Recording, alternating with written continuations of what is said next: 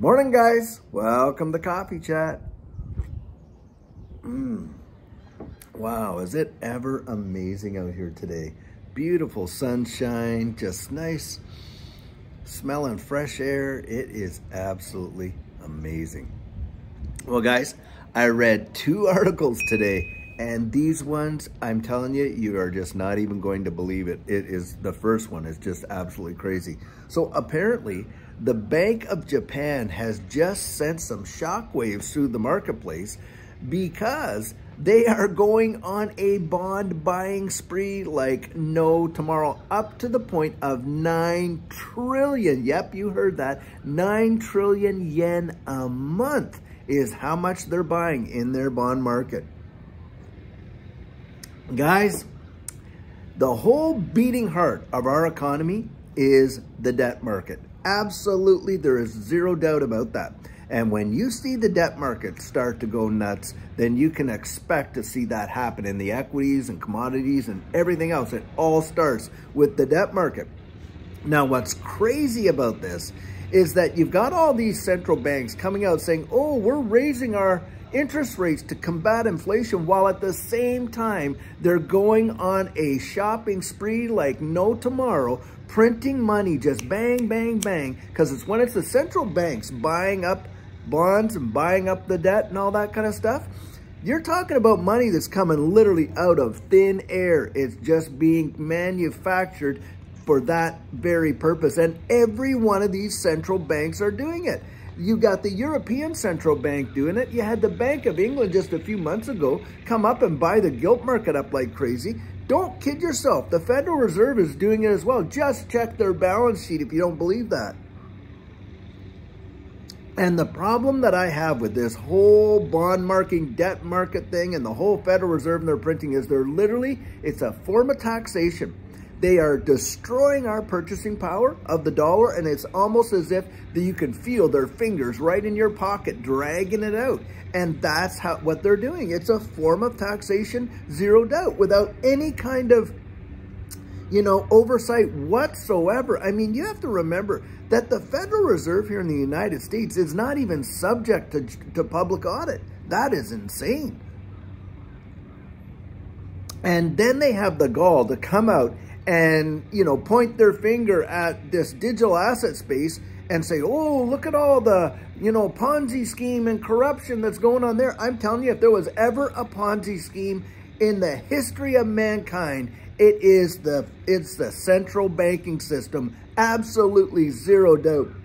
They have created such a mess. And going forward, do you think inflation's done? I mean, you got to be kidding me. If they're doing that 9 trillion yen per month, and all these other central banks doing it around the world at the same time, while they're telling us, oh, we're quantitative tightening, what a load of hogwash. You're talking about a massive implosion that is going to just send the global economy into not a recession. Like BlackRock said, oh, this recession is going to be very, very, very, very, very bad. Well, a very, very, very, very, very bad recession to me spells depression. It is going to be cataclysmic, really, when this whole house of cards comes down. Now, having said that,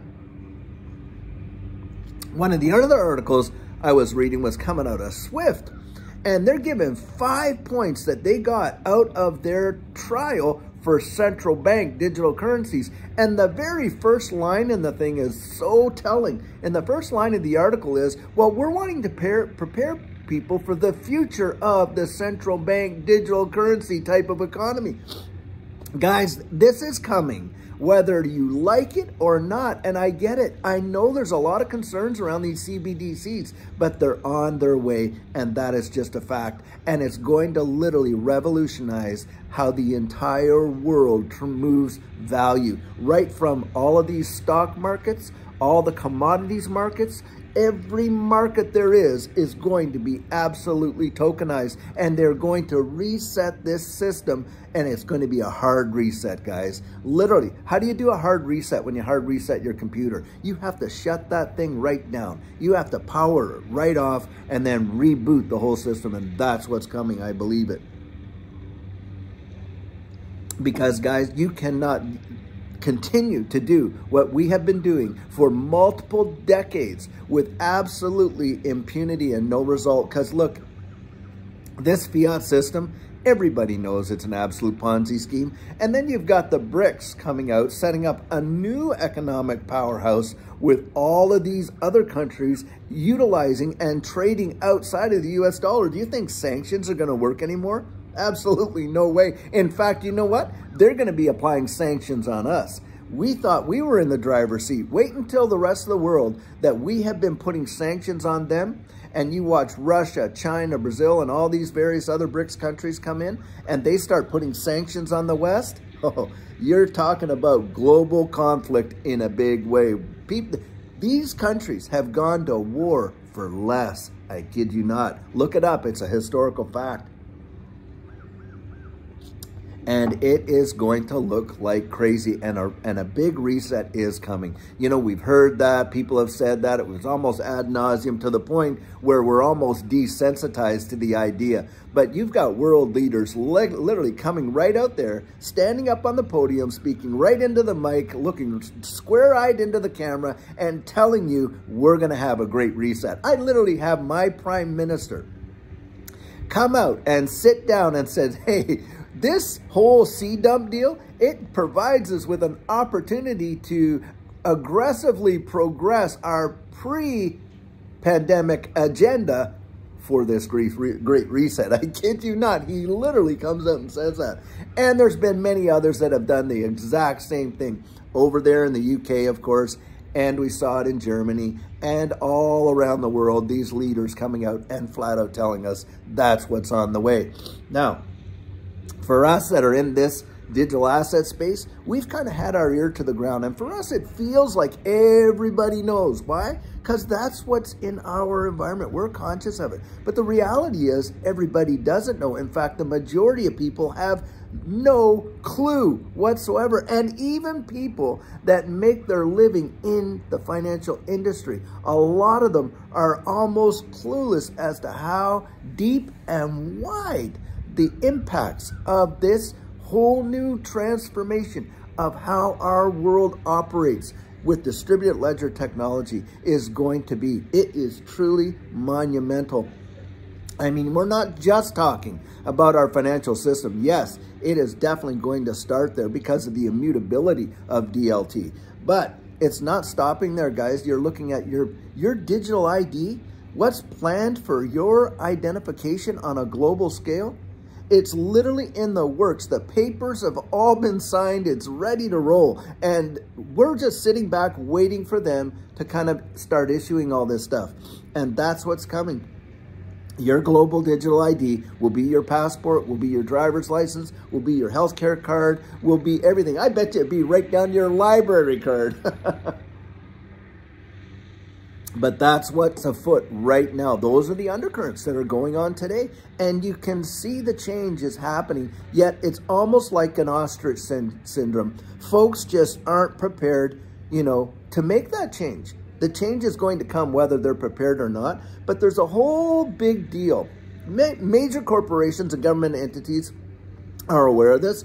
But there is a whole mechanism for change management. Literally, how you manage change, how you bring it up in the step by step by step. And I have been, you know, trained in that. And I can tell you, I can literally see, I can spot it. I can spot the narrative. I can spot the various things because that's how change management works, how it works with communication, how it works with adoption, how it works with implementation, and on and on and on. Getting people's buy-in into the change, making them part of the thing. I'm telling you, it is literally like somebody wrote a script. You're watching it in real time. That's what's going on. We are being managed for the change that's coming. Don't kid yourself. That's what's really happening.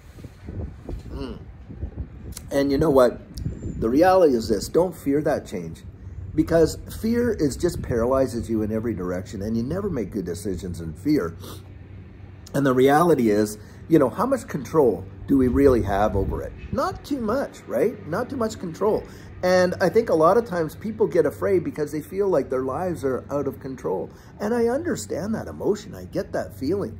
But, you know, you have to counterbalance that. And you balance that by having a strong constitution in yourself. That's where your stability comes from. Your stability doesn't come from what's going on out here, because the reality is you have very little control of what's going on out here, but you do have a little bit of control about what's going on in here, right? And, you know, I've heard it said this way: I can't control anybody else's actions, but I can't control my reactions to it, right? And my peace, I'm not going to let them steal my peace, right? I'm not going to let them shake me out. I mean, that's the whole psychology of a market anyway, right? They come in, they spread all kinds of fear, uncertainty, and doubt, or they just FOMO it to the high heavens, right? And people react emotionally in the market, and they either buy in way up here or they sell way, way down here, and they get shaken out. And that whole deal is about the manipulation of emotions. And they even program their bots. You know, all these market-making bots are all programmed based on the psychology of a market. And, you know, of course, we have seen that over and over and over again. And the folks that have been in this space for a very, very long time know that that is a genuine fact. That's how it works. And, you know, they call it whatever they want to call it, the sentiment, the market tone, whatever they want to call it. It works like that. It works by spreading, you know, all these various narratives. And and they've been doing it for many, many, many decades. This has been going on for certain. So what we're witnessing, guys, is an amazing transformation. Yeah, it is a little scary, to be sure. But the opportunity that it represents as well is tremendously exciting. At least that's how I view it. Now, guys, I have a great video planned for us later on today, and I sure hope that you're having an amazing day. And, you know, it's something, because you got to get outside, and I love these walks I'm doing. I was getting away from it a little bit because the weather was so miserable. But now I'm kind of adjusted to the colder weather, and we're getting some sunshine out again. So I really like just getting out. It helps clear the old bean, you know, and getting out there. And so, hey, you get out there and enjoy it too. Take your kid out and kick a ball, or, you know, grab your sweetheart's hand and take her for a little 5-15 minute walk. Make time for that and just enjoy life, because these things are going to happen, and we know that they're happening. We do our best to prepare for it, and then we just wait, right? And that's how I kind of look at it. So, hey, until later on today, I hope you have a great one, and take care.